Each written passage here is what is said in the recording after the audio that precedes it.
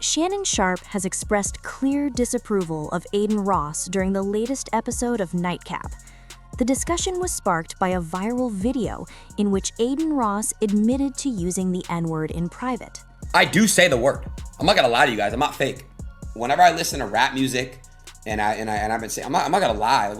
Like there's times where I'll say it, but me not saying it on stream, like I've rapped songs before with saying the word. I'm not a. I'll tell you guys that. Matter of fact, allegedly, in my opinion, I believe that every single streamer says it. If they say they don't say it, I think they're full of a bunch of. I'm just saying, it's 2025, okay?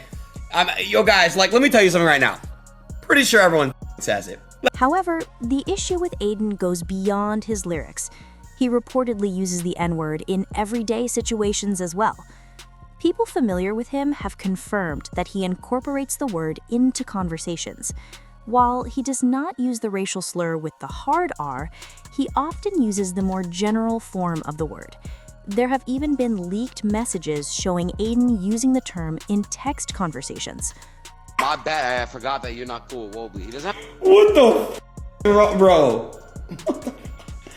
Yo! Guys, 4 years ago, I was toxic. Those close to Adin have said he uses the word casually and without harmful intent. They do not see it as offensive and describe it as part of his everyday language. Shannon Sharpe, however, views the matter differently. As someone from the Deep South and a veteran in media, Shannon has a distinct perspective on the use of the N-word. Observing Adin's casual usage, he felt compelled to speak out against it. But you know they ain't got no problem saying those words that are offensive to black people. But there's some other words that's offensive to other people. They don't never utter those. You notice that, Ocho? Like what? Like the N-word? Nah, I'm like I said, but there's some other words in chat. Y'all know the words I'm talking about. That's another community, but they never say that. Why they don't rap those? Why aren't they rap songs? It's the same thing with my people. Won't y'all rap that other stuff? Mm-hmm. Hey, which community? Hey, which community you talking about? Skittles? Nah, cause they'll say that too. They'll say something about the LGBTQ. They'll say something about that. They'll say something, but the chat know what I'm talking about. Damn, now you got me lost too, boy. I only know about 2 communities. Nah, this is the most powerful community in the world. Shannon Sharpe expressed strong opinions about Adin Ross and the broader use of the N-word among non-Black individuals. He highlighted that Adin comes from a community where, behind closed doors, some members might use derogatory language. Shannon emphasized that publicly admitting to such behavior is rare and uncomfortable. Drawing from his own experiences on the West Coast, Shannon noted that non-Black individuals frequently use the N-word openly, often without any social consequences.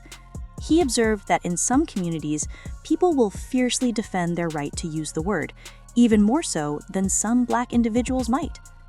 In cities like Los Angeles, he explained non-Black individuals can face serious backlash if they attempt to stop someone from using the term. Shannon also discussed the argument some non-Black people make about the N-word being a term of endearment among Black communities. He clarified that historically, the word was indeed used in this way within Black communities, but when non-Black individuals use it, it becomes derogatory. He further pointed to the influence of gang culture on the West Coast, explaining that some gang members have inadvertently given non-Black individuals an excuse to use the word. According to Shannon, the shared community experiences, attending the same schools or growing up in the same neighborhoods, are often cited as justification. However, he emphasized the double standard, noting that while non-Black individuals might be accepted in this context, Black individuals themselves can face severe consequences for minor infractions in their own communities. Overall, Shannon expressed frustration with the normalization of this practice and criticized the cultural dynamics that allow it to persist. The Skittles community is the most powerful. No, it's not. There's another country that has a white and blue flag with a star on it. No, it's not. It's not even close. Oh, they own every damn thing. Exactly. Yeah. Well, okay. I bet. Why don't he say something about derogatory about that? Why he don't rap that? Shannon Sharpe warned that some people were pushing boundaries too far, cautioning them to slow down and reconsider their actions. Oh, He want no. to create content. You told me you're a content creator. Hey. Create some content. They own everything, boy. You hear me? Behind every boy. If you was to peel back the layers, yeah, man, I ain't. I'm gonna leave that alone. That's all I'm saying. See, people don't have no problem saying that. But boy, what you guys are saying, say he's Jewish. But why don't he use that derogatory term? I mean, we speak to one another like that. Why don't he use that? Why don't he use that? Shannon Shaw recently finalized a $20 million settlement, a development that caught public attention. According to reports, the situation involved a setup by a Russian individual. She reportedly orchestrated a scenario involving the UK, having previously given him certain instructions over the phone. Unbeknownst to him, she had cameras set up to record the encounter. Afterward, she sent texts to Shannon indicating that the situation was intentional. The incident left Unk frustrated and more aware of the manipulations involved. Her background and nationality were noted as factors in how the situation unfolded, adding context to the dispute. That's all I'm saying. Everybody, look, no matter the community, there's a derogatory term that will describe said community. It doesn't matter the community, but there is a derogatory term. But it's funny how they pick and choose. It's always that word. Oh, it's just a word. So is that one. Right. And so is that one. And so is that one. But I find it funny, but nobody ever uses it. Huh. Interesting. I also find it interesting nobody's ever put it in the song. They don't talk about it in the movies. They don't say none of that.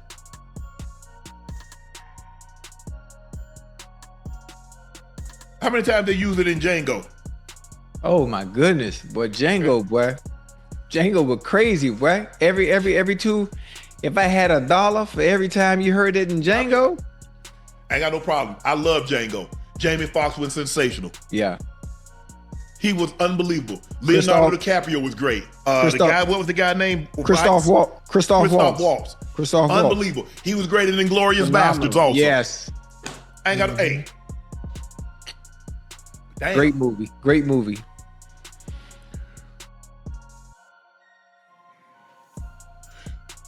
I'm old enough to remember when Jesse Jackson was running for president. And he said something, he called New York, he called it a derogatory term. Had to apologize. Michael Jackson used the term once upon a time. Had to apologize.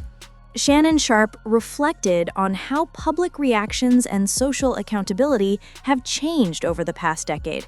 He pointed out that 10 years ago, conversations like these could have made major headlines and led to immediate public backlash.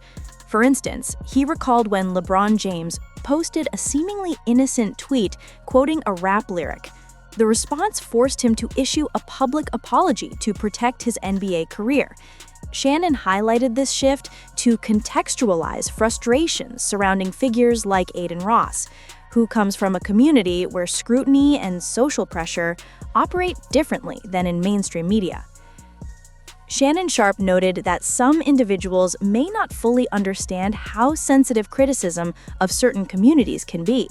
Unlike Adin Ross, who can casually joke about using the N-word, others face strict scrutiny for similar comments. Sharpe suggested that there might be shared responsibility for this dynamic, pointing to the commercial use and normalization of the word in rap music over the years. While he acknowledged that accountability may lie partially with the community itself, he emphasized that incidents like these can serve as learning moments. He also highlighted the influence of public figures like Nick Fentis and Myron Gaines, noting that whether people agree with them or not, they have contributed to a cultural shift where open conversations are more accepted. Shannon observed that 10 years ago, discussions like these could have led to severe backlash, even cancellation. But today, people are more willing to speak openly about sensitive topics. Sharpe hinted at plans to further explore these conversations, including a potential interview with Myron Gaines, emphasizing the importance of dialogue on these issues.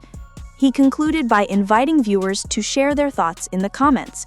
Do they believe Shannon Sharpe is overreacting, or is he raising valid points? He also encouraged viewers to check out another video detailing how New York rapper Mayo confronted academics before signing off.